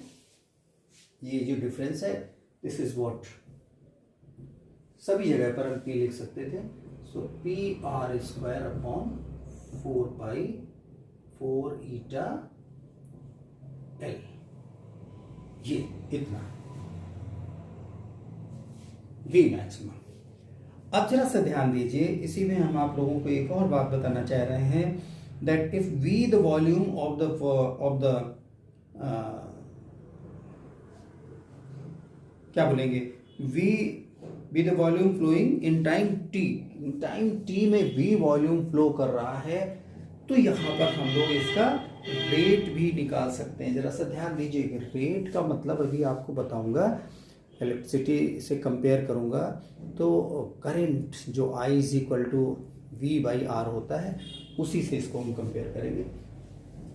तो देखिए Q is equal to V by T, और ये जो आप लगाएंगे, इसमें आप लोगों को मैं बता दूं कि जो वैल्यू रखेंगे, तो ये कुल मिलाकर के आपके पास कितना आएगा, देखिए इसका वैल्यू नोट कर लीजिए आप लोग। आप लोगों को इसे करने की जरूरत नहीं है। So pi into P R raise to the power, P the pressure, R raised to the power 4 upon 8 eta L, 8 eta L। बच्चों ये हम आपको नंबर दिए दे रहे हैं, और देखिए अगर आप इसे ध्यान दें तो इसको हम इस तरह से भी लिख सकते हैं, थोड़ा सा हम इसको रीशफल कर लें, और आप देखिए कि इसको हम लिख सकते हैं,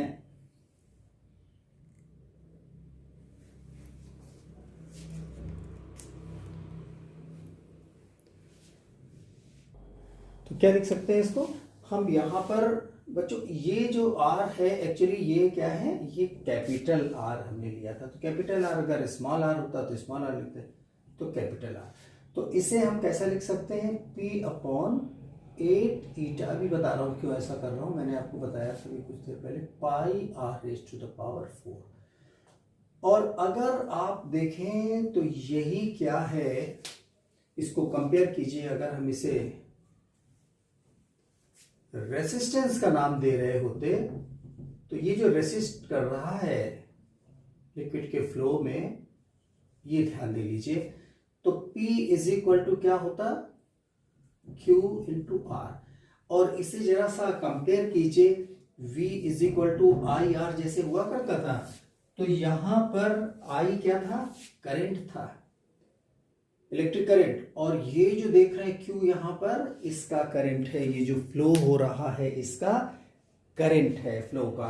उसी तरह से ये R यहाँ पर रेसिस्टेंस था, और ये पोर्शन जो रेसिस्टेंस है, मैं कहना चाह रहा हूं कि इसकी जरूरत कहीं पड़ सकती है आपको, तो ये रेसिस्टेंस इतना है जिसे हम R से ही यहाँ पर दिखला रहे हैं, कोई और नाम भी इसे हम दे सकते थे, मैंने R इसलिए लिया कि आपको थोड़ा सा ये याद रहे। तो जैसे ये V is equal to I R होता था, या I is equal to V by R होता था, और देखिए इसको कंपेयर कीजिए इससे, I is equal to V by R हुआ करता था, ठीक उसी I की तरह से ये Q है, rate of flow of liquid. देख लीजिए, rate of flow of liquid वो करंट ही है, और उसके लिए हमने आप लोगों को बता दिया कि यहां पर रेसिस्टेंस कितना है, 8 eta L upon pi R power 4, where R is the radius of this tube, L length है, ईटा आप जान रहे हैं कोएफिशिएंट ऑफ विस्कोसिटी है। तो please note it down,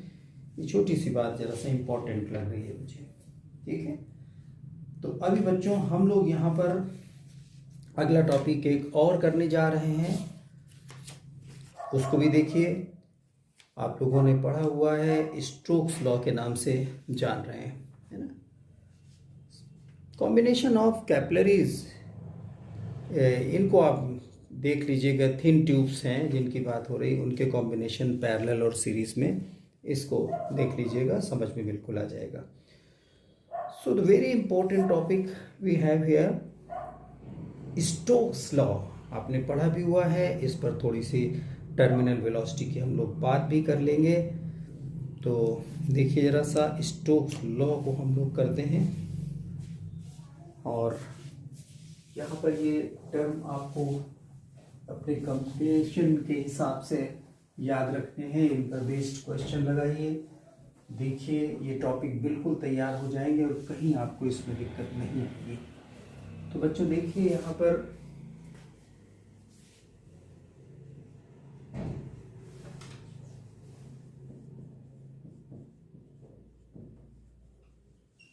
Stokes law की बात करने जा रहा हूं, ठीक है।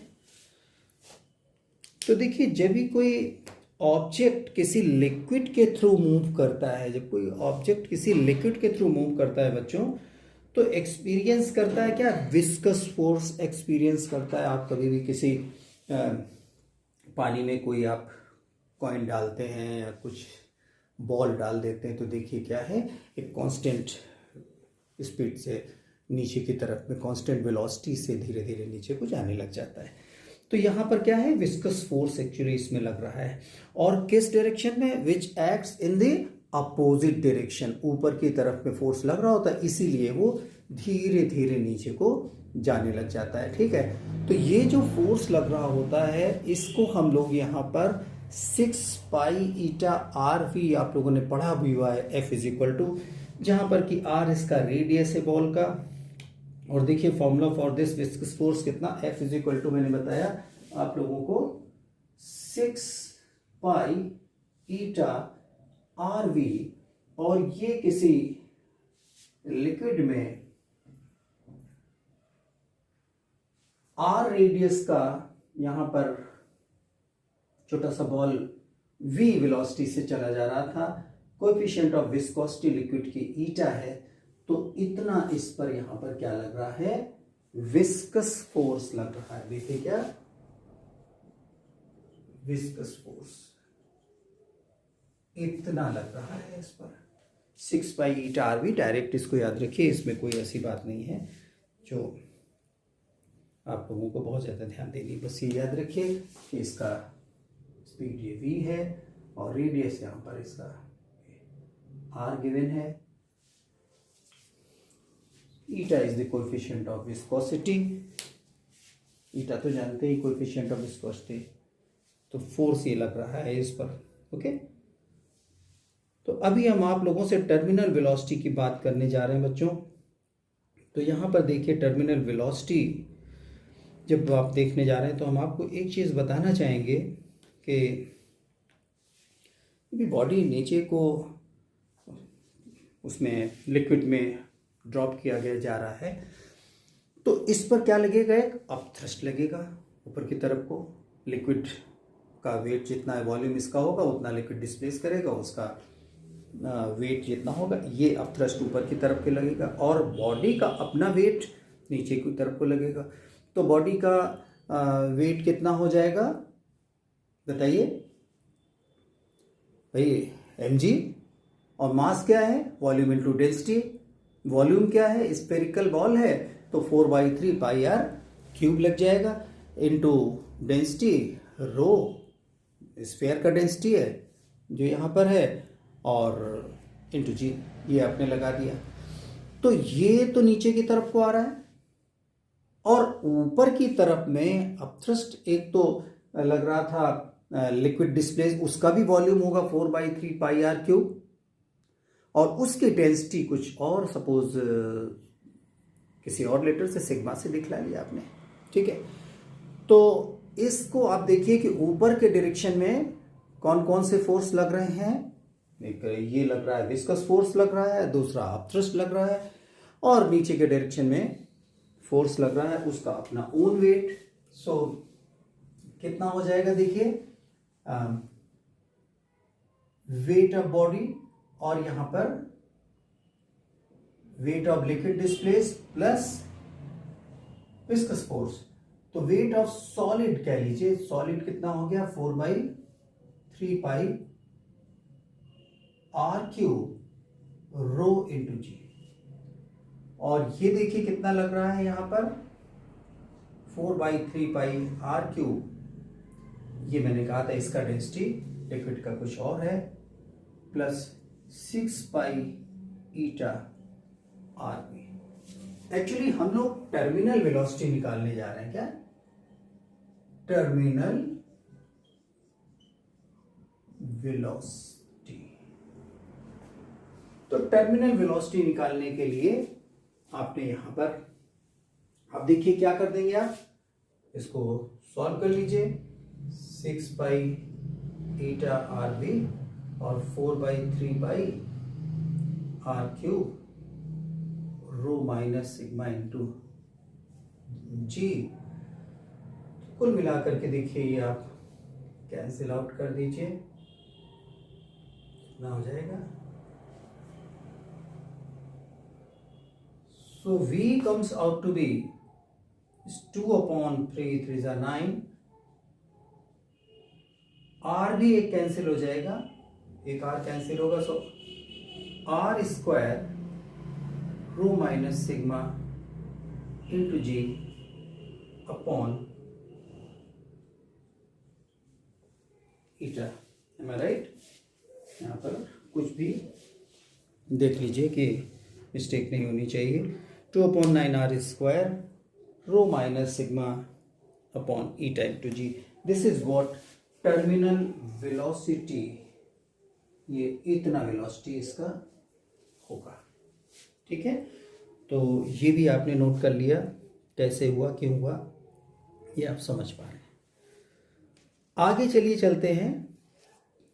ये देखिए, ये आप लोग बार बार मैं कह दे रहा हूं आपसे कि यहाँ पर आपको ये जान लेना है कि वेट एक्टिंग इसका नीचे को है ना, वेट एक्टिंग नीचे को, और ऊपर की तरफ में यहाँ पर दो फोर्सेस लग रहे हैं, और दोनों फोर्सेस मैंने आपसे बताया, एक तो यहाँ पर फोर्स लग रहा है कौन सा, जो मैंने आपको बताया विस्कस फोर्स लग रहा है, और दूसरा जो लिक्विड डिस्प्लेस किया दैट इज अपथ्रस्ट लग रहा है। तो वो जब दोनों फोर्स इक्वल हैं तो यहाँ पर एक्सेलरेशन इसका नहीं है, तो इसीलिए तो हम कह रहे हैं कि कांस्टेंट वेलोसिटी से नीचे की तरफ को ये चला आ रहा है। कांस्टेंट वेलोसिटी वेट, इसीलिए तो वेलोसिटी इसकी बढ़ती नहीं, वेलोसिटी कांस्टेंट वेलोसिटी से धीरे धीरे वो नीचे बैठता चला जा रहा है। तो विस्कस फोर्स आपने देख लिया, अपथ्रस्ट देख लिया, या पूरी तरीके से आप ये कह लें कि W इज इक्वल टू, ये भी कह सकते थे इसको कि W is equal to force, viscous force FV, और ये ये भी ऐसा लिखा मिल जाएगा आपको, है ना। तो ये क्या है, विस्कस फोर्स है, और ये है अपथ्रस्ट लग रहा है उसके ऊपर, दोनों ऊपर को थे, और ये वेट ऑफ द बॉडी नीचे को था, ठीक है। तो यही लगा है यहाँ पर, ठीक है। आगे चलते हैं बच्चों। देखिए अब हमारे पास में एक स्टोक्स लॉ हो गया, टर्मिनल वेलोसिटी आपकी हो गई, कहीं कोई बात बचनी नहीं चाहिए थी। बस एक है कि क्वेश्चंस हमको लगाने हैं और इसके बाद में सरफेस टेंशन करना है। सो होप कि कोई बात हमारे से छूट नहीं रही है, और इसमें ऐसी कोई बात नहीं जो आपके कंपटीशंस के लिए मैंने छोड़ी हो। तो प्लीज़ ज़रा सा आप लोग इसको अच्छे से देख लीजिए, और हम आप लोगों को अगले टर्न पे तो पढ़ाएंगे सरफेस टेंशन, लेकिन अभी यहाँ पर कुछ क्वेश्चन कराना चाह रहा हूँ, तो मैं क्वेश्चन निकाल रहा हूँ आपके लिए। तो बच्चों अभी हमारे पास में 2 क्वेश्चन मैंने अभी देखे, इसमें से एक 2019 में पूछा गया है और एक 2018 में पूछा गया है। तो मैं दोनों क्वेश्चंस को आपको बारी बारी से बतलाना चाह रहा हूँ, और ये देख लेता हूँ कि इसमें क्वेश्चन करते समय आप लोगों को क्वेश्चन बहुत बड़ा दिखलाई दे रहा है, ऐसा लग रहा है कि इसमें काम ज़्यादा है, लेकिन ऐसा नहीं है, उसको करने का एक तरीका है। तो देखिए पहला क्वेश्चन 2019 में पूछा गया है किसी जगह पर नीट में ही, उसमें ये है कि 2 बॉल्स हैं। अब क्वेश्चन इतना बड़ा आप लोग देख लीजिएगा, मैंने ईयर बता दिया। 2 बॉल्स हैं ऑफ सेम मास, दोनों के मासेस सेम हैं, और दोनों के डेंसिटीज दिए हुए हैं। तो डेंसिटीज मैं आपको बतला देता हूं, और पहले पूरा केस सुन लीजिए क्या है। और दोनों बॉल्स को किसी लिक्विड में जिसका डेंसिटी अलग दिया हुआ है उसमें ड्रॉप किया गया है 1 by 1। तो दोनों के टर्मिनल वेलोसिटीज के रेशियोज पूछे गए। जाहिर सी बात है टर्मिनल वेलोसिटी का फॉर्मूला लग जाएगा 2/9 r² rho minus sigma into g upon eta, ये जो था। तो बस इनको लगाना है, लेकिन कैलकुलेशन करते समय छोटा सा ध्यान ये रखना है कि बहुत परेशानी की कोई बात नहीं। मैंने आपको क्या दिया है क्वेश्चन में ये एक बार लिख दूं, फिर आप क्वेश्चन हमारे साथ साथ लगाइए, कॉपी कर लीजिए, देखिए फट से आपसे लग जाएगा। So 2 small spheres metal balls having equal masses are made from materials of densities ρ1 and ρ2. ρ1 and ρ2 ये densities हैं, and it is also given that ρ1 is equal to 8 ρ2. Yes, ρ1 is equal to 8 ρ2. It is given. Okay.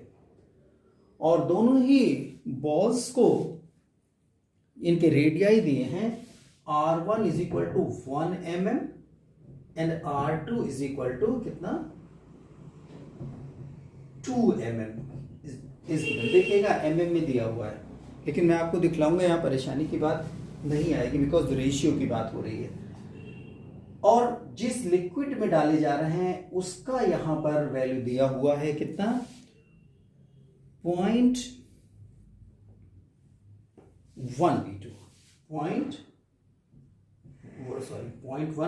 ρ2, ये इसका value दिया हुआ है। Okay, तो अभी आप देखिए ρ1 को भी ρ2 के फॉर्म में दिया है, सिग्मा को भी ρ2 के फॉर्म में दिया गया है, तो परेशानी की कोई बात ही नहीं है। एक चीज और दिया है, viscosity of this liquid is eta. तो आपसे कहा गया find the ratio of their terminal velocities. ठीक है भाई, टर्मिनल वेलोसिटी का हम फॉर्मूला लगा देंगे, कितना 2/9 r1 स्क्वायर पहले के लिए, और कितना ρ1 minus sigma into g upon this eta. दूसरी बॉल के लिए 2/9 r2 स्क्वायर ρ2 माइनस दिस, ये आपने लगा दिया। अब देखिए जो कैंसिल हो रहे हैं उनको कैंसिल कर दीजिए, और जिनकी वैल्यूज हैं वो वैल्यूज रख देंगे। तो कितना बच्चों ध्यान दीजिए, ये कैंसिल हुआ, ये कैंसिल हुआ, ईटा कैंसिल हो गया। r1 का जरा वैल्यू रखिए 1। देखिए यहां पर मिलीमीटर स्क्वायर में है और दोनों ही है रेशियो में, यहाँ पर मीटर स्क्वायर में बदलने की ज़रूरत नहीं है। कंप्लीशंस की बात है, समय बचाना है, तो यहाँ पर कॉन्सेप्ट अपना क्लियर रखिए कि दोनों यहाँ पर मिलीमीटर में रखे जा सकते हैं। सो दिस इज 2 स्क्वायर। और अभी देखिए सिग्मा, ये जो ρ1 है, ρ1 का वैल्यू कितना दिया हुआ है, 8 ρ2। Sigma is given 0.1 ρ2। देखिएगा यहां पर ρ2, तो ρ2 ही रहने दीजिए, और सिग्मा इज 0.1 ρ2। अभी देखिए हमें यहां पर क्या मिल रहा है, मैं इस जगह पर लिख दूं, आपको विजिबिलिटी होगी। 1/4 इंटू, देखिए 8 ρ2 में से 0.1, तो ये कितना बन जाएगा, 7.9 ρ2। और यहां पर ρ2 में से ये बन रहा है 0.1, तो ये बन जाएगा 0.9 ρ2। तो ρ2 भी कैंसिल हो गए, और ये हो गया 7.9/4 दैट इज 79 और यही एक ऑप्शन उसमें से गिवन भी है। तो बच्चों देख रहे हैं आपके यहां पर परेशान नहीं होना है। उन्होंने ये बोला है कि किसी लिक्विड में जिसका डेंसिटी गिवन है कितना, 0.1 ρ2, और एक बॉल, 2 बॉल हैं अलग अलग मटेरियल के मासेस जिनके सेम हैं, तो यहाँ पर इनकी टर्मिनल वेलोसिटीज v1 और v2 के रेशियोज पूछे गए हैं, और इसके लिए डेंसिटी ρ1 या कह लें कि 8 टाइम्स ρ2 दिया गया है, और इसका डेंसिटी दिया गया है ρ2। दोनों के डेंसिटीज दिए हुए हैं, और यहाँ पर आप देख रहे हैं रेडियाई दिए हुए, तो r1 is equal to 1 mm और r2 is equal to 2 mm दिया हुआ है। ठीक है, तो ये आपने रेशियो देखा, निकाला, तो कैंसिलेशन कितने आसानी से हो जा रहा है ये आपके सामने। वे अनदर क्वेश्चन, एक और क्वेश्चन है हमारे पास में, उसको भी देख लेते हैं। देखिए तो क्वेश्चन जरा सा सुनिए, क्या है, small sphere of radius small R falls from rest in a viscous liquid, viscous liquid में ड्रॉप कर दिया उसे रेस्ट से, इसका रेडियस कितना है, small R. As a result heat is produce due to viscosity, viscosity viscous liquid है, friction हो रहा है, फोर्स उस पर फ्रिक्शनल फोर्स लग रहा है, जैसे कि आप लोग देख रहे थे विस्कस फोर्स जो लग रहा था 6π8Rv, तो इसकी वजह से क्या हो रहा है, हीट प्रोड्यूस हो रहा है। तो आपसे क्वेश्चन है यहाँ पर, heat is produce due to viscous force. Now the rate of production of heat when the sphere attains its terminal velocity is proportional to rate of production of heat पूछा है। तो rate of production of heat क्या होता है, ध्यान दीजिए, power, rate of production of heat is called power, और power क्या होता है आप लोग जान रहे हैं, फोर्स इनटू वेलोसिटी। पावर को इस टर्म में भी आपने देखा हुआ है। तो चलिए हमसे यहाँ पर पहले क्वेश्चन अच्छी तरह से समझ लीजिए, नहीं तो आपको लगेगा कि क्वेश्चन सर लिख करके नहीं दे रहे, मैं आपको बता रहा हूँ, ध्यान दे लीजिए। यहाँ पर वही सिंपल केस है, इसीलिए मैंने इसको क्वेश्चन को आप लोगों को बोल ही दिया है कि 0 वेलोसिटी से ड्रॉप किया गया है, इसमें यहाँ पर ड्यू टू फ्रिक्शन r इसका रेडियस है, और ईटा कोएफिशिएंट ऑफ विस्कोसिटी है, तो जहाँ पर जब ड्रॉप किया गया तो हीट प्रोड्यूस होगा ड्यू टू विस्कस फोर्स, और वो हीट प्रोडक्शन है, यहाँ पर देखिए जो ऑप्शन दिया उनका प्रोपोर्शनल टू, तो बोला गया है the rate of production of heat when the sphere attains its terminal velocity is proportional to, तो आपके पास ऑप्शंस दिए हुए हैं, proportional to r power 2, r power 3, r power 4 और r पावर 5। तो ये 4 ऑप्शन दिए हैं। तो production of heat is proportional to what. तो यहाँ पर देखिए आप लोगों को इसमें भी हम क्वेश्चन में बताना चाह रहे हैं। अभी मैंने बताया rate of production of heat कितना होगा, पावर, उसी को हम लोग क्या कहते हैं, पावर। तो देखिए rate of production of heat is what, power. और पावर इज इक्वल टू क्या, F इंटू वी। तो F कितना है, 6 पाई ईटा R V। और ये यहां पर जो आप देख पा रहे हैं V एक और लगा हुआ है। तो कुल मिलाकर के हो गया 6 पाई ईटा R V स्क्वायर हो गया। ये क्वेश्चन मैंने आपसे कहा कि पूछा गया है 2018 नीट में पूछा गया। तो भाई ये V का जरा वैल्यू रख दीजिए, आपके सामने ही देखिए लिखा हुआ है V। तो कितना हो जाएगा, 6 पाई ईटा R, और ये देखिए 2/9 R square rho minus sigma into जी अपॉन ईटा। और ये स्क्वायर है तो स्क्वायर हो जाएगा। अब आप अच्छी तरह से देख सकते हैं यहाँ पर कि R स्क्वायर और एक और ये स्क्वायर लगा हुआ, एक R बाहर है। तो आप बाकी सारी चीजें छोड़ दीजिए, यहाँ से फौरन लीजिए कि R raised to the power, चलिए इतना और एक बार लिख लीजिए, R raised to the power 5 2/9 rho minus sigma g upon eta square. तो ये देखिए, तो बच्चों ये आपको यहाँ पर प्रोडक्शन ऑफ हीट जो मिल रहा है is directly proportional to R raised to the power 5। So correct answer is this. ये आंसर हो गया ऑप्शन 4 जो दिए हुए थे। ठीक है, तो इसको भी आपने नोट किया। ओके,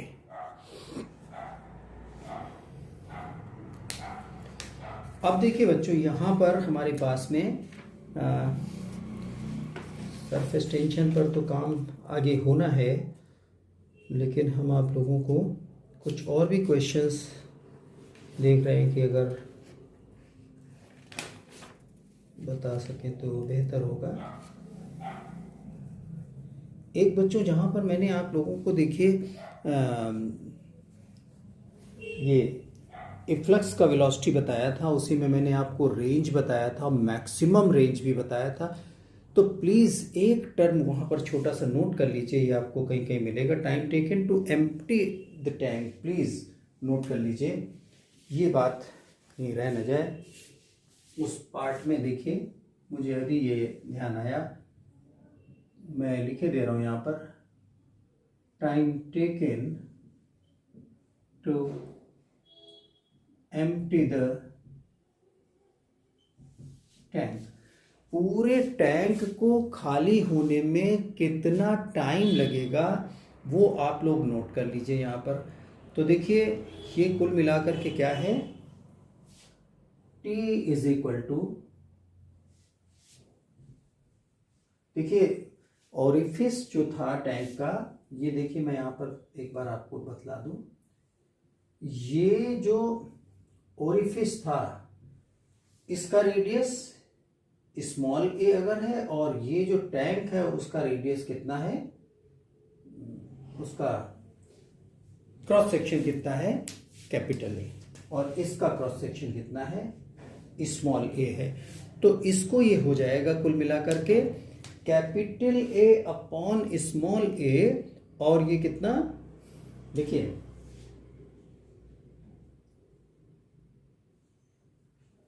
2h/g, इसको नोट कर लीजिए। ये इतना टाइम लग जाएगा पूरे टैंक को एम्प्टी होने में। इसका डेरिवेशन आपके कोर्स में नहीं है, आपको ये ध्यान में रखना है कहीं मिसिंग ना हो, इसलिए मैं आप लोगों को ये भी बता दे रहा हूँ। ठीक है, तो अभी क्वेश्चंस मिल जाएंगे आपको बहुत सारे। फ्लक्स हो गया है, टेंचरीमीटर भी हो चुका था।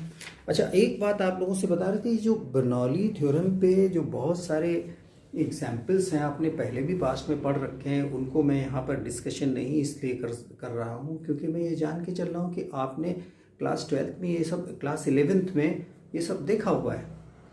फिर भी मैं आपको एक याद दिलाना चाह रहा हूँ कि एरोप्लेन का उड़ना, आंधियों में टीन शेड का ऊपर उड़ जाना, ऊपर से ही प्रेशर लग रहा है और ऊपर ही वो उड़ा चला जा रहा है, तो या बॉल का हवा में स्विंग होना, ये बहुत सारे एग्जाम्पल्स आपको मिल जाएंगे बर्नौली थ्योरम पे।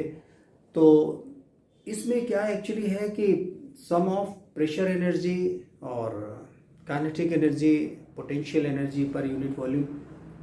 तो बच्चों यहाँ पर आप एक बात ध्यान दे लीजिएगा कि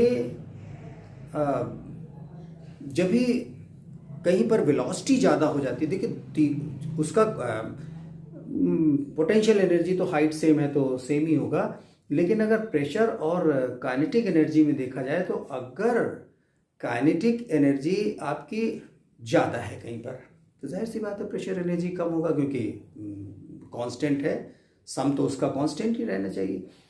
तो होता क्या है कि जहाँ कहीं पर वेलोसिटी बढ़ जाती है, स्पीड एयर का बहुत ज़्यादा बढ़ गया, तो काइनेटिक एनर्जी बढ़ गई, तो प्रेशर क्या हो जाता है, कम हो जाता है प्रेशर एनर्जी। और ड्यू टू दिस यही होता है कि रनवे पर जब एरोप्लेन का जो देखिएगा जो ब्लेड्स होते हैं उसका शेप, बर्ड्स का भी देखिएगा शेप इस तरह का होता है। तो जो ऊपर से एयर जा रहा है और जो नीचे से सब एक ही साथ यहाँ पर पहुँचना है, तो ऊपर का रास्ता लंबा है, तो जाहिर सी बात है वहाँ पर उसको तेज चलना होगा, तभी तो वहाँ पर पहुँचेगा ठीक समय पे दोनों एक साथ। तो होता क्या है कि उसका स्पीड ज़्यादा होता है ऊपर, और जब स्पीड ज़्यादा होता है तो ऊपर काइनेटिक एनर्जी ज़्यादा होगा, प्रेशर एनर्जी कम होगा, और नीचे का जो प्रेशर उस पर लग रहा था एटमॉस्फेरिक प्रेशर, वो उसको धीरे धीरे ऊपर प्रेशर कम हुआ, तो यहाँ पर नीचे प्रेशर जितना है वो तो बढ़ेगा तो नहीं, लेकिन जितना प्रेशर रह रहा है ऊपर का प्रेशर कम हुआ तो धीरे धीरे वो उठने लग गया जा करके। ठीक है, तो और भी एग्जाम्पल्स थे। टीन शेड भी इसी तरह से, ऊपर से आंधियाँ चलती हैं तो वेलोसिटी ज़्यादा हुई, प्रेशर कम हुआ, तो नीचे का एटमॉस्फेरिक प्रेशर उसको ऊपर फेंक देता है। तो there are so many examples regarding Bernoulli theorem. आप इसको स्टडी जितना करते जाएंगे बहुत कुछ सीखते जाएंगे। मैंने आपको एक्सपेरिमेंट पिछले क्लासेस में करके भी बताया था बर्नौली थ्योरम का। यानी पढ़ते समय देखिए पंखा चल रहा है तो आपका पेज पलट जाता है, अगर पेज के दूसरे पेज में नीचे जरा सा भी खुला हुआ है, एयर है, ढीला रखा है पेज, तो ये इसलिए उड़ जाता है क्योंकि नीचे तो एयर भरा हुआ, तो एयर प्रेशर नीचे का जितना ऊपर का जैसे ही कम पड़ता है वो पेज को टर्न कर देता है। दरवाजे खिड़कियाँ भी इसी तरह से बार बार हुआ करते हैं। तो ये बच्चों बहुत सारे एग्जाम्पल्स थे आपके सामने, और अभी हम मन में था कि एक क्वेश्चन आपको और बताते, थोड़ा सा समय था, लेकिन हमारे मोबाइल की भी एक हद है। चलिए, तो आप लोग इस पे क्वेश्चंस जरूर लगाएंगे और हम होप करते हैं कि आपको, अभी जब हम कल मिलेंगे तो आपको सरफेस टेंशन टॉपिक जब पढ़ाएंगे तो उसी में आपको कुछ क्वेश्चंस पहले से बना करके रख लेंगे जिसमें कि आपको हम टाइम दे सकें।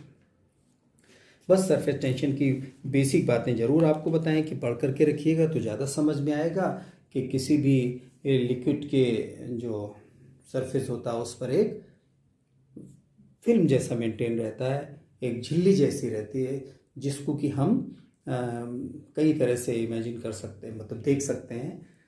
मॉस्किटोज देखिए बैठ जाते हैं पानी पर कितनी आसानी से, तो ज़रूर ऐसी कोई मेम्ब्रेन रहा होगा। या फिर हम आपको बताना चाहेंगे कि एक एक्सपेरिमेंट छोटा सा करके देखिएगा। छोटा सा नीडल लीजिएगा, ब्लॉटिंग पेपर पे उसको रखिएगा और जो ग्लास में एक पानी लीजिएगा और उसमें धीरे से उसे रख दीजिएगा। ब्लॉटिंग पेपर धीरे धीरे नीचे बैठ जाएगा और वो नीडल वहीं पर रुक जाएगा। इसका मतलब है कि उस पर कोई ऐसा मेम्ब्रेन है जो उसे रोक रहा है। तो इस तरह से हम लोग यहाँ पर प्रॉपर्टी ऑफ लिक्विड है कि जब ये रेस्ट में होता है तो यहाँ पर क्या होता है कि उसकी मिनिमम सरफेस एरिया एक्वायर करने की एबिलिटी होती है लिक्विड में, और इसी पर हम लोग बात करेंगे अपने नेक्स्ट टॉपिक में। तो हो बच्चों, आज आप लोगों को जो मैंने बताया इसको आप अच्छे से देखिएगा, बातें समझ में आई होंगी। कहीं कोई डाउट है तो प्लीज़ आप हमसे डिस्कशन कर सकते हैं। मैंने आपसे पहले ही कहा कि मुझे आप अपनी बात भेज सकते हैं, उसे मैं ज़रूर एक बार कंसीडर करूँगा। तो आप लोग इसके क्वेश्चंस लगा करके रखिए बच्चों, तो बहुत अच्छा मज़ा आएगा आपको। उतना अभी सरफेस टेंशन की बात करूँगा तो आपको पूरी तरह से बात समझ में आएगी, है ना। तो आपको आज यहीं पर क्लास एंड करते हैं और अगले क्लास में आप लोगों से मिलते हैं।